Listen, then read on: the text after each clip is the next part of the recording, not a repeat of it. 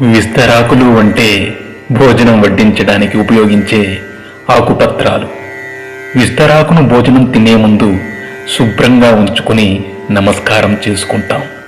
భోజనం తినే వరకు విస్తరాకుకు మట్టి కూడా అంటకుండా చాలా జాగ్రత్తగా చూసుకుంటాం. ఆహార పదార్థాలు వడ్డించుకుని చక్కగా తింటాం.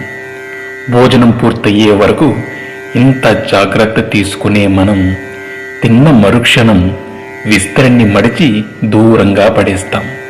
అదే విధంగా మనిషి జీవితం కూడా అంతే. బ్రతికి ఉన్నప్పుడు మనిషి ఎంత గొప్పవాడైనా, ఎంత గొప్పగా బ్రతికినా ఊపిరిపోగానే ఊరి బయట పారేసి వస్తాం. విస్తరాకు భోజనం తరువాత దానిని పారేసినప్పుడు కూడా సంతోషపడుతుంది. ఎందుకంటే పోయే ముందు ఒకరి ఆకలి తీర్చినందుకు సంతృప్తి పడుతుందట. విస్తరాకుకు ఉన్న ఈ మంచి గుణం మనుషులకు కూడా ఉండాలి. సేవ చేసే అవకాశం వచ్చినప్పుడు మనమంతా సేవ చెయ్యాలి. మళ్ళీ ఎప్పుడైనా సేవ చేయొచ్చులే అని వాయిదా వేయకూడదు. ఆ అవకాశం మళ్ళీ ఎప్పుడైనా వస్తుందని అనుకోకూడదు.